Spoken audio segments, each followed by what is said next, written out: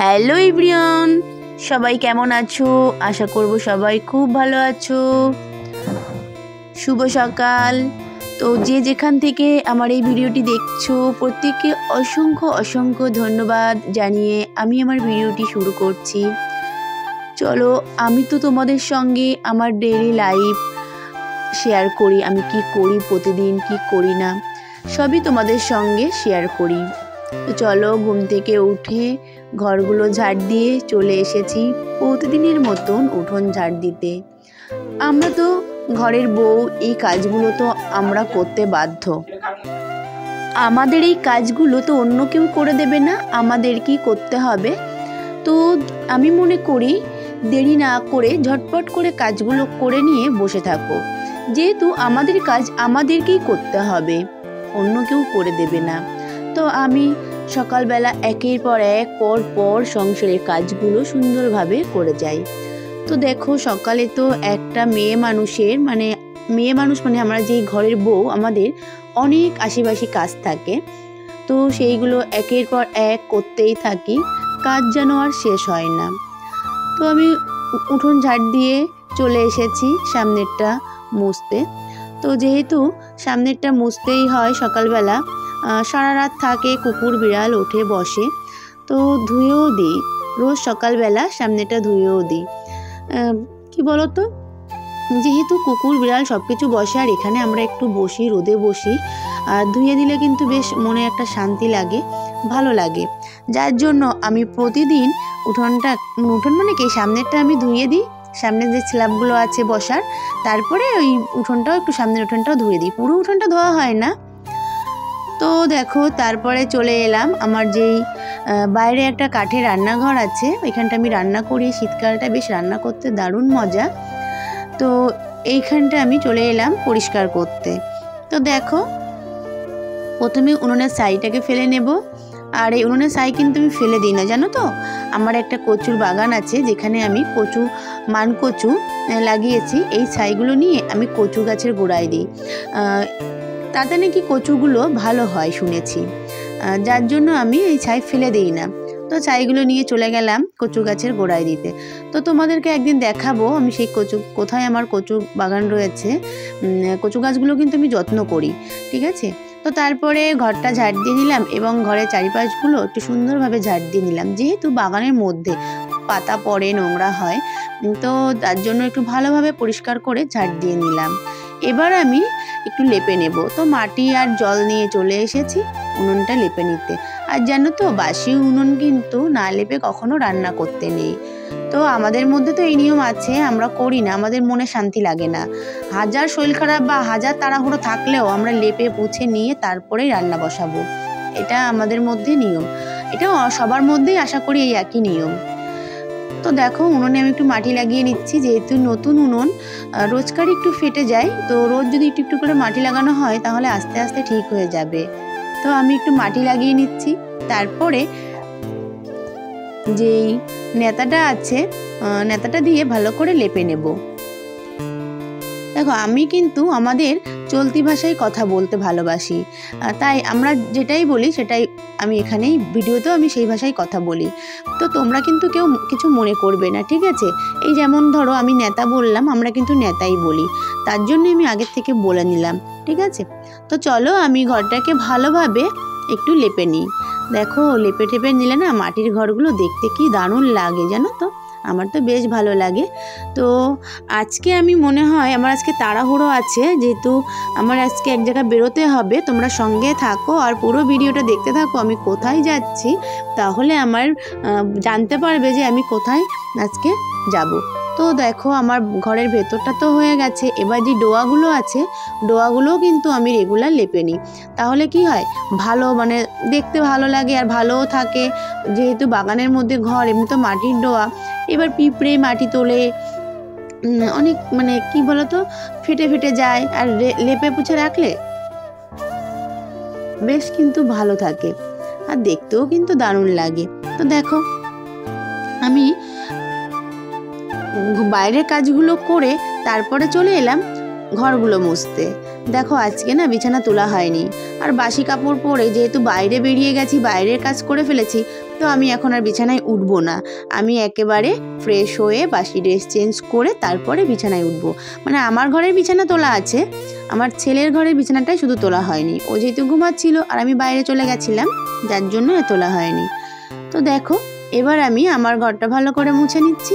আর এই স্ট্যান্ডটা দিয়ে জানো তো, যতটা খাটের তলায় মোছা যায় আর কি ততটা মুছে নিই। আর আলমারির তলাগুলো এই স্ট্যান্ডটা দিয়ে মুছলে বেশ সুবিধা হয়, হাত দিয়ে কিন্তু অতটা যায় না জানো তো, যার জন্য আমি স্ট্যান্ডটা ব্যবহার করি।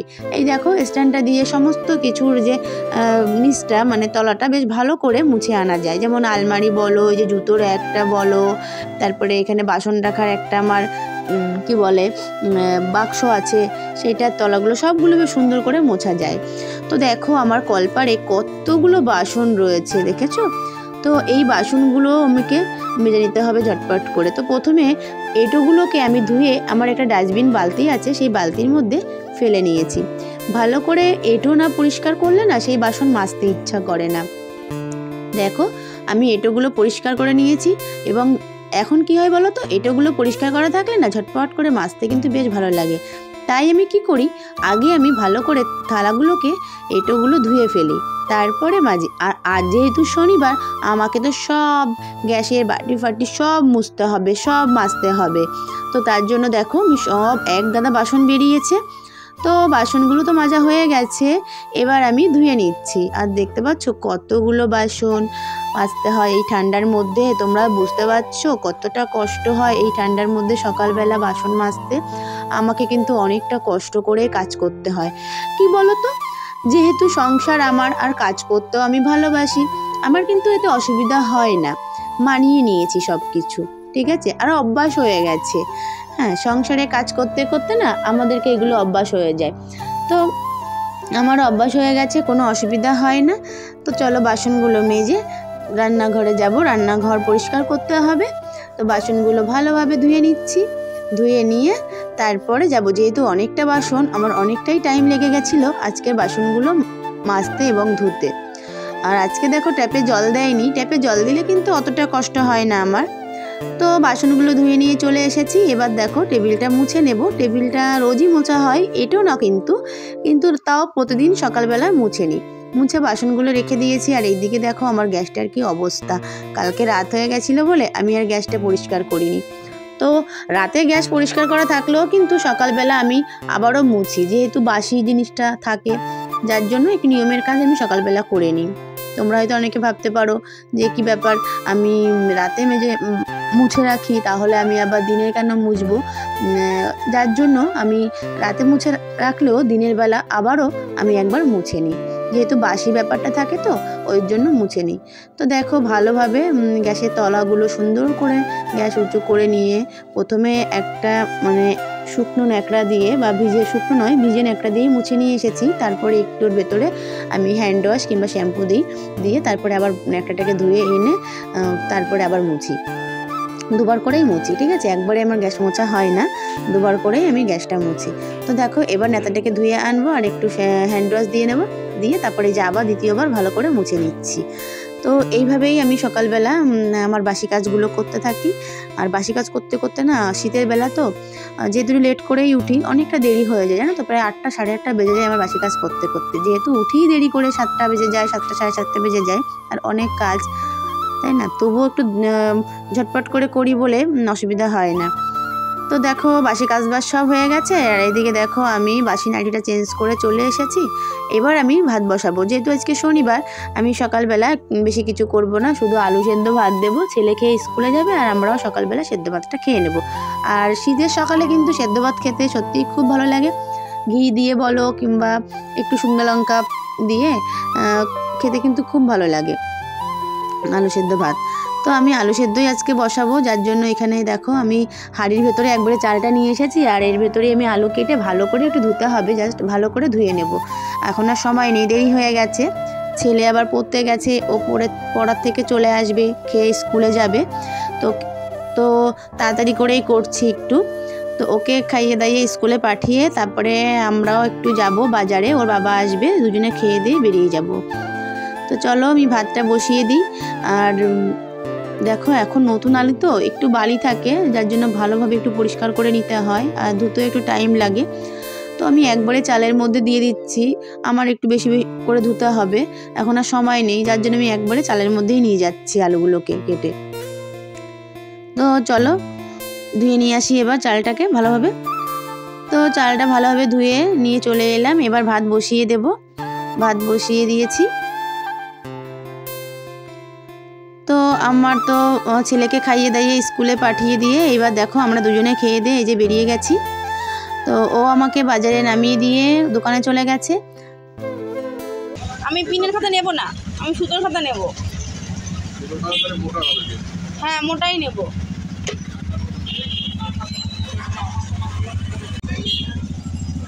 চলে এসেছি কাকুর দোকানে, কাকুর দোকান থেকে ছেলের জন্য কিছু খাতা নেব। চলো ওকে একদিন কত করে? এটা হচ্ছে 6টা থাকে 340 টাকা। এটা বাংলা আছে না অঙ্ক আছে? অঙ্ক না, আর সিঙ্গেল সিঙ্গেল রিল ধরে না, কিন্তু আজকে এখন টাকা নিয়ে আসেনি, কিন্তু বাংলাটাও লাগবে। আমি যদি 3টে বাংলা 3টে অঙ্ক নিই একসঙ্গে, ওর মধ্যে হবে? 3টে বাংলা 3টে অঙ্ক দাও। দামটা কি আবার বেশি পড়বে? একটু বেশি। কিরকম বেশি? এটা পেজের কোয়ালিটি অনেক ভালো, 70 টাকা করে। 370? আমাকে দাও একটু। এক একটা 70 টাকা। না আমি কি বললাম, এক দিন নেবো, তুমি সে ভাগ করে দাও, 3টে বাংলা 3টে অঙ্ক দিন।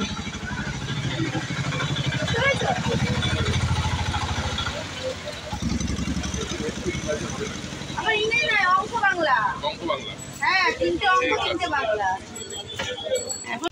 তো দেখো বন্ধুরা, এই যে আমি আর আমার বান্ধবী চলে এসেছি দেবাশিসদের বাড়িতে। একটু আমাদের কাজ আছে, দেখি দাদা বাড়িতে আছে কিনা দেখি। ও জেঠিমা ভালো আছো?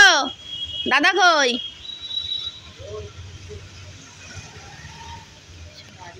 আচ্ছা গাড়ি আছে বাড়ি। দাদা তো চলে এসেছিলাম আজকে দেবাশিসদের বাড়িতে। বন্ধুরা দেখো আমাদের কাজ হয়ে গেছে, দাদাও ওই যে কাজে বেরিয়ে যাচ্ছে, দাদা ভিডিও করতে যাচ্ছে আজকে। কোথায় যাচ্ছে দাদা আজকে? একটু সাপোর্ট করে দিও, একটু রিলস ফিলস বানাবো, এই সামনেই যাব, বেশি দূরে যাব না। রিলস ফিলস বানাতে হয়, না বানালে তো আর হয় না। তো দিদিরা এসে আমাদের বাড়িতে একটু প্লিজ সাপোর্ট করে দিও, ঠিক আছে? ওকে তো দাদা বেরিয়ে যাচ্ছে, টাটা। টাটা। তো চলো আমরা চলে যাই, আমাদের কাজ মিটে গেছে, আবার একদিন আসতে হবে আমাদেরকে রোববার করে। চলো।